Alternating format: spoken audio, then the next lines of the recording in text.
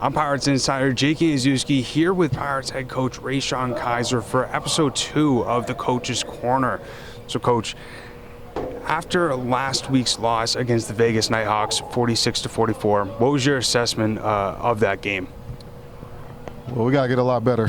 Offense played great. Hats off to them. They scored on pretty much every possession except one. They pretty much kept us in the game, but defensively, we got to get better. Too many penalties. I say that every week. We had 10 penalties alone just on defense, and we had 8 penalties on the front four. So we gotta clean some stuff up on the line and just get better. Main thing is watching the ball. We jumped off sides 4 times that game. It's unacceptable. And looking at those penalties, is there anything that you guys are doing specifically in practice or in film to sort of minimize those? Yeah, this week we working on a lot of hard counts with the defensive line to try to keep them guys from jumping off sides, and we got to be more disciplined. We still getting personal fouls each week. Right now we got to me a bunch of selfish guys on the team, but we're gonna clean that up moving forward.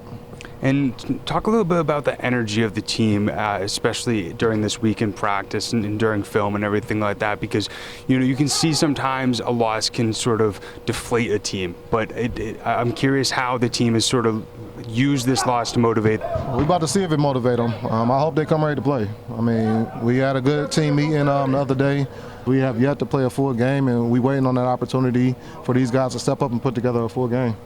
And we saw last season, I know that you've brought up multiple times, you guys never want to compare this season to last season, but we saw last season after sort of the 6th game, or excuse me, going into the 7th game, you guys really turned things around. So are you looking to do sort of what you guys did last season or at least replicate it in any way? I mean, the main goal is yes, we want to, but like I said, it's a different team, different group of guys. So our approach got to be different with these guys. The goal is obviously we got 10 more games left on the season. We want to run the table, win all 10 games. And the biggest thing is we 4-2 right now, but we control our own destiny moving forward. And really just go pretty much at the end of the season, making sure we just taking care of our own destiny and just winning each game, taking it one game at a time, and we'd be all right moving forward. And then looking at sort of what happened defensively last game, the defense allowed 7 total touchdowns.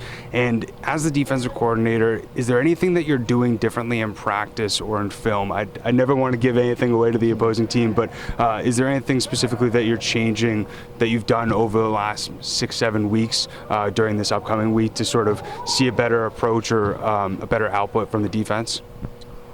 Oh yeah, most definitely. I pretty much went back and watched all our games and kind of seeing where the problems was at. And a lot of problems is, we're not communicating on defense, and that's something we did really well last year, and we got to get back to that. We got to learn how to communicate more and trust each other more on defense. I mean, we have the talent in this room, but these guys got to come together as one, and they got to learn how to trust each other and communicate. And that's where the problem lies. Very upsetting game for me. All right, this loss hit hard for me because, like I say, we lost this game and didn't get one stop in my eyes on defense, and it's very upsetting because I'm a defensive coordinator, so I'm very big on defense here, and I expect us to get stops every week, and we didn't do that, so it's very upsetting to see that. So after the game, I asked Aaron Maxey-Penton this question, sort of looking at Gerald Evans, how we got picked up midweek, and I asked him if that changed anything or made you guys a little bit less prepared than you would have been if you guys would have known a little bit earlier if he was the quarterback. He mentioned, I don't want to make any excuses, that would be an easy excuse, but in your eyes, do you think that played a factor whatsoever? Nah. We knew he signed on what day. We played on Sunday, so we see him sign on Thursday or Friday, one of them days. So we pulled up some film and we watched him, so we knew what type of player he was. So there's no excuses there. He just showed up and played, and we didn't. I think our guys underestimated how good he was going to be, and they took him for granted. And he started playing with more confidence as the game went on, and we couldn't stop him. All right, hats off to him. I mean, he played a hell of a game, and if he keep playing like that, Vegas is going to be a tough team to beat. And then now looking into next week against the San Diego Strike Force, you guys are going to be going out west, which is a 3-hour time difference. Do you see that time difference impacting the team whatsoever?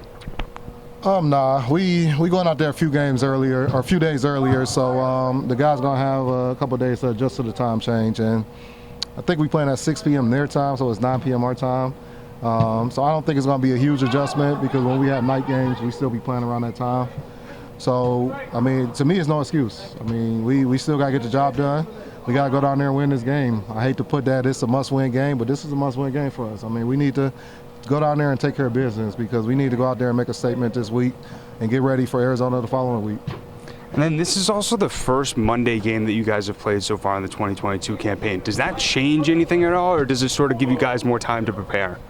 Yeah, give us more time to prepare, more time for these guys to really soak in that loss and, you know, let it hit home for them, to go out there like, why are you really here type of thing. But just give us an extra day to prepare, and we're going to take that time and use it to our advantage because San Diego, you know, they're a pretty good team. I ain't going to sugarcoat it. They 2-3 in their last 3 games. They've been putting up a lot of points. They beat Bismarck last week by 10 points, held them to 28 points. So it seemed like they're starting to come together as a group over there, and it can be a scary thing, but I trust our guys. I like our guys over here. We're going to have these guys ready to play on Monday, and we'll be ready to go. Looking forward to it, Coach. This is Coach Rayshaun Kizer. I'm Pirates Insider Jake Ignaszewski, and that is episode 2 of the Coach's Corner. As I mentioned last week, tune in every single week to understand a little bit of the behind the scenes from not only Coach Kizer's perspective, but all the other coaches of the Massachusetts Pirates on how they're preparing your team each and every single week.